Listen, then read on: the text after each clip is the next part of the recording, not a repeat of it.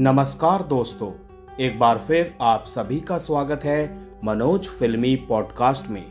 Film सौतन की shooting के दौरान ही डिंपल कपाड़िया ने राजेश खन्ना को छोड़ने का फैसला कर लिया था और इस फैसले के पीछे दो मुख्य कारण थे। पहला, राजेश खन्ना ने डिंपल को फिल्मों में काम करने से मना कर दिया था और दूसरा, राजेश खन्ना का टीना मुनीम के साथ बढ़ती नज़दीकी।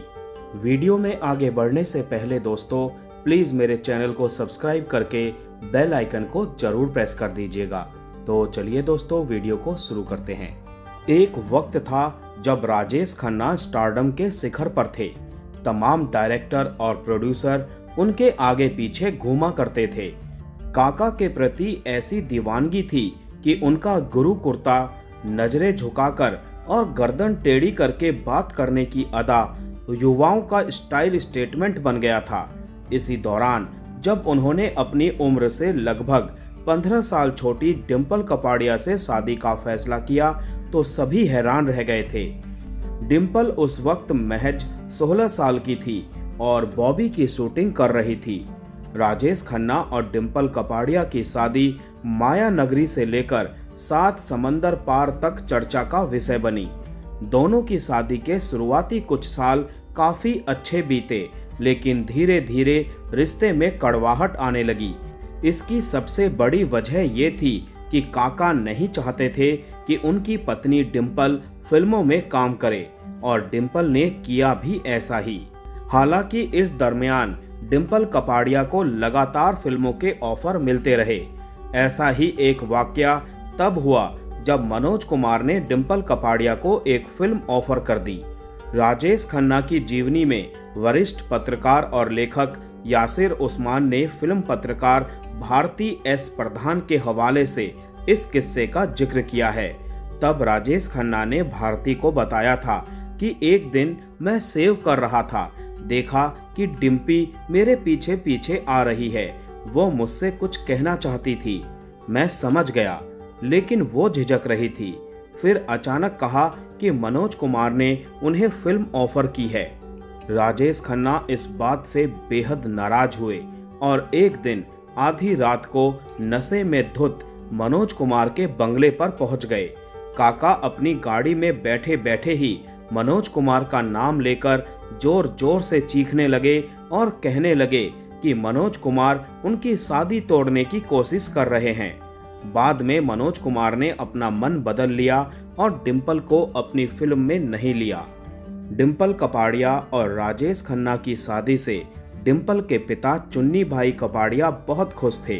उन्हें सुपरस्टार दामाद मिलने जा रहा था। हालांकि डिंपल की मां बिट्टी कपाड़िया इस रिश्ते के खिलाफ थी। वो नहीं चाहती थी कि उनकी बेटी अपनी उम्र से करीब दुगनी उम्र के शख्स के साथ शादी करे और यही वजह थी कि राजेश खन्ना और डिंपल कपाड़िया की शादी वाले दिन भी उनका रो रो कर बुरा हाल था। डिंपल कपाड़िया से शादी करने के बावजूद टीना मुनीम के साथ राजेश खन्ना रिलेशनशिप में रहे। जब डिंपल घर छोड़कर चली गई थी तो टीना राजेश खन्ना के घर में शिफ्ट हो गई थी। एक इंटरव्यू के दौरान राजेश खन्ना ने तो यहाँ तक कहा था कि वो और टीना एक ही टूथब्रश का इस्तेमाल करते हैं। 70 के दशक में एक एक्ट्रेस ने बॉलीवुड में कदम रखा जिसका नाम था टीना मुनीम। 1976 में फिल्म देश परदेश से बॉलीवुड में कदम रखने वाली टीना का भी दिल राजेश खन्ना पर आ गया था। राजेश ने डिंपल से शादी करने के बावजूद टीना को अपने करीब आने दिया था। टीना जानती थी कि राजेश शादीशुदा हैं, पर वो भी उनके स्टारडम की दीवानी थी। कहा यह भी जाता है कि जब 80 के दशक में इन दोनों का अफेयर परवान चढ़ा तब टीना मुनीम ने राजेश खन्ना पर शादी करने का दबाव बनाना शुरू किया था। राजेश ने उन्हें इस बात का आश्वासन दिया कि वो डिंपल को तलाक देकर उनसे शादी करेंगे, लेकिन राजेश ने कभी भी डिंपल कपाड़िया से तलाक की बात नहीं की और ना ही कभी तलाक लिया। हालांकि दोनों लंबे समय तक अलग अलग रहे थे।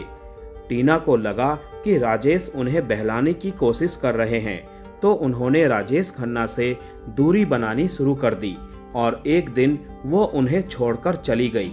कहा जाता है कि जब टीना उन्हें छोड़कर जा रही थी तो राजेश खन्ना उनके सामने खूब गिड़गिड़ाए थे कि वो उन्हें छोड़कर ना जाए, लेकिन टीना ने उनकी कोई बात नहीं सुनी। आखिरकार दोनों का रिश्ता 1987 में खत्म हो गया था। राजेश खन्ना ने डिंपल से 1973 में शादी की थी।